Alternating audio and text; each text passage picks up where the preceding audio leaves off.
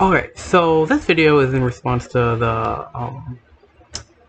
the try not to get age sick challenge, and for that I figured what better thing to try to do a better topic for me to pick than you know, I'm not even sure if I'm allowed to say the word, so I'm not gonna mention it explicitly, but after I watched Moist Critical's video on what happened to CoryxKenshin and his treatment by YouTube, which quite frankly isn't. I know it's a sad thing for me to admit, but I'm not surprised at all about how they treated him with Twitch and how it works and how the entire thing is anonymous, which it makes sense from a business standpoint. It makes sense from a social standpoint how these people will probably get hated on in their normal lives if someone finds out, but that's besides the point. The point is, we're going to talk about some really good doujins I found. And these are mainly, I say Otome doujins, but I could have that phrase wrong. But basically, these are just female protagonists finding their male lead. Well, not finding their male leads. They often start off with just being with their male leads, and they are very much the most obsessed thing to our characters. But let's get started. The first one. The first one is called. Sorry, I'm really hard just with a straight face.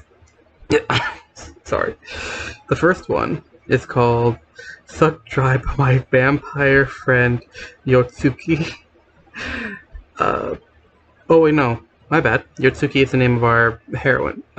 So essentially, this doujin is a Yotsuki as a college student, and when she was a kid, she met a guy named Koya, and they became childhood friends because he kept getting bullied and she would defend him.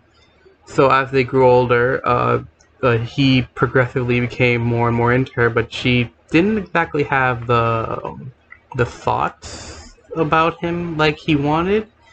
And one day when she was coming home late from a drinking party or something, he found her, and one of her coworkers were hitting on her, and he got very protective of her. And you could probably tell where this is going from here, but yeah, she definitely, she can't, well, in a way it's kind of scary for her, from, well, any kind of perspective when you think about it, because her friend basically stalked her, came on, find out a guy came on to her, basically pushed him away, and then dragged her home. I don't remember if it was her home or his home, but the point is that she, the three I'm going to talk about in this video are going to be very much, wow, what's the word I'm looking for here? Oppressive? No. Well, let's just say that for now. But it's not a very healthy relationship in any of these, but they're very good reads if you like those sorts of books. I love them. So Koya, our hero, I'm stuck between hero and hero. I'm not sure what other terms I should use. Basically, he's a vampire. He's obsessed with her. He really likes her. He never had a chance to like confess his feelings to her. Well, he probably did. Having read it, I feel like he probably should have at some point, but he never. I don't think he explicitly told her. But yeah. So after they get back, he progressively gets more aggressive in his showing his feelings for her, and it ends up with them. You know, they had a long history of her letting him drink her blood, mainly from like a cut in the thumb or something, where she just let him suck it. But it seems like their relationship took a big turn with this, and it's pretty good read to see how they suddenly start to be. I mean, he's very aggressive in his actions towards her when they get started. But like that's what it's gonna say for all of them. The last one I'm gonna mention is gonna be very it's not. I'll explain to you when you get there. Trust me, it's gonna be very. He loves her beyond death. That's the best way I can put it. The next one I'm gonna talk about is until the trashiest boy exorcist, this Ren-kun, crushes me in his embrace. We're going to talk about the artist later. He wrote all three of these, and I wanted to give him a shout out, but I'm having trouble pronouncing his name, but we'll talk about that.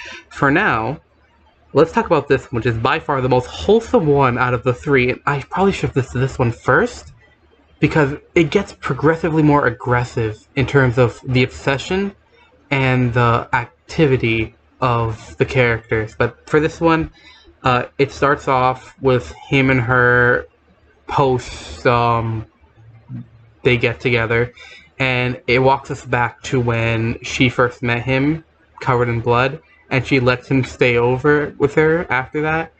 And it's revealed that he comes from an exorcist family, and someone who goes and confronts the girl from his family tells her to stop seeing him and to leave for, you know, aristocratic, like, noble family reasons. Like, I always hated that shit.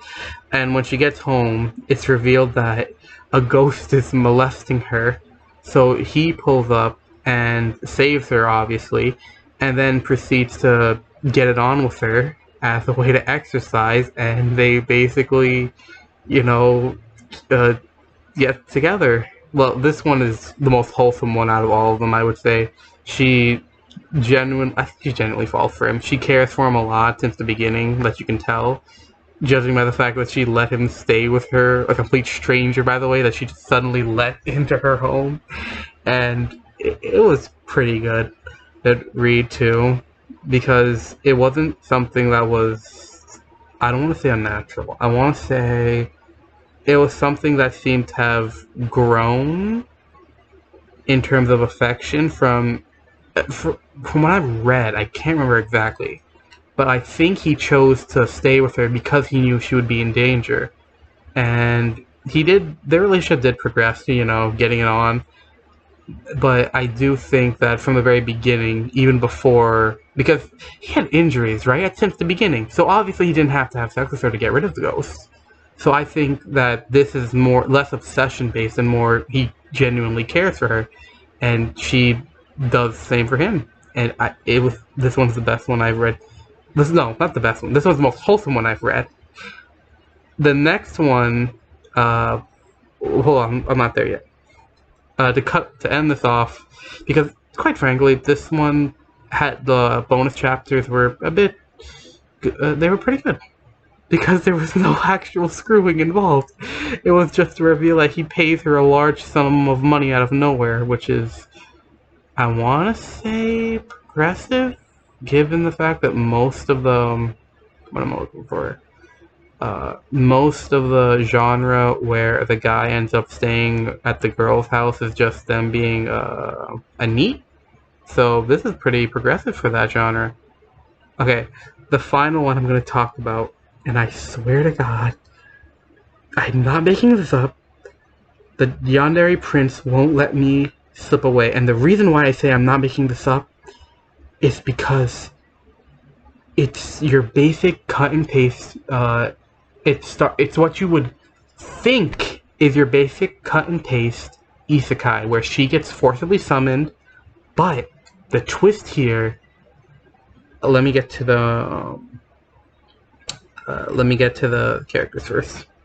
Sato Mako is our protagonist. She gets forcibly isekai'd, and the prince obsesses over her immediately. He runs to her, and she basically is locked up in the castle. Not in like a prison. Like she has a room in the shit, and she's treated like nobility.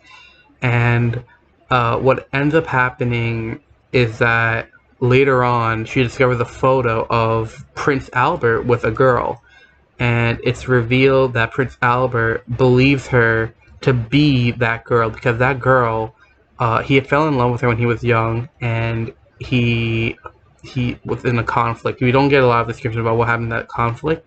They have a sequel. I don't recall any detail about that, anything that relevant happening involving that. But what ends up happening is that she dies protecting him, and obviously he obsessed over her to the point where he summons our protagonist, Mako, And I promise you, this is the most messed up one, and if you should stop right now for the faint of heart, because I'm gonna get really dark right now.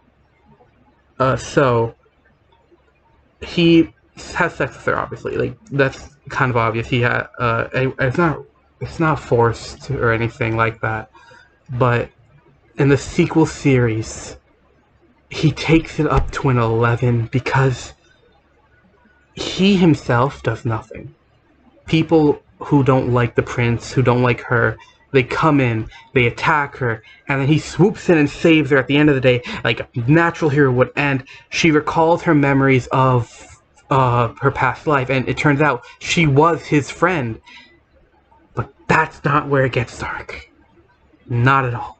Where it gets dark is the fact that he used the attack as a way to pressure her so that she wouldn't leave him. Because she, at that point, I think, was still hesitant about staying. And so when he found this opportunity, he thought to himself that this is perfect. So he used it and ends up forcing is the exact wrong choice of words. He ends up with her completely dependent on him from then forth. Because she's not only terrified of what's going to happen if she ever leaves, because naturally, if you were being attacked by complete strangers in what you believe to be the safest place in the world, because she was naturally in a castle and with guards and stuff, so obviously she expected to be safe. There's no way she would ever try to leave, for the same reason that if she's being targeted there's no way somewhere outside is going to ever save her. And the one person that did save her during all this commotion is still there. So there's no way she's going to leave that place. So we end up with our heroine being dependent on the prince. And our prince so excited and gleeful that she finally got the girl of his dreams and made her incapable of leaving him. This is an unhealthy relationship taken to its peak, and I read it. How many times did I read it? I read the Exorcist one more times than I read this one, so my memory isn't as clear for that one. But I think I read it twice, and by God, it was. If I was her, that would be nightmare-inducing. And I don't know if the author's planning on making another one, a sequel series. But if he does, then I can't wait to see how he tops himself with this one, because I want to see either a reveal or maybe I don't know, maybe the girl comes back to life or something. I'm not 100% sure. But a special shout out to the author, Umengi Daimoyujin. Umengi Daimoyujin. I'm not sure if I pronounced that correctly, but I'm sure I'll be fine. So he wrote all three of these. I love his art style. His art style is really good too. I wanted to give a special shout out to him because when I was going over these, I figured this is in response to not only the challenge video, but the challenge of YouTube, but also, I forget her name, but she also made a Doujin review on her YouTube channel, and when I heard about it, I was a bit not offended, that's not the right word. I was a bit upset because she was really late, because I had read the Doujin she was talking about a long time ago. So I kind of figured that, well, it's so good, how could you wait to talk about it? But I digress, that's not the point of this video. I wanted to make a response video a long time ago for that, but I just wanted to mention that. And I really want to see YouTube's response to this, because I steer clear of any explicit words, and unless you know, you know. And I'll put some random numbers in the thumbnail of this video for, you know, reasons that but it doesn't matter. But yeah. So thanks. Also, my audio is getting a bit choppy. I'm a bit worried about it. But if the audio ends up kind of messed up, you'll know why then. Yeah. Okay. Good night.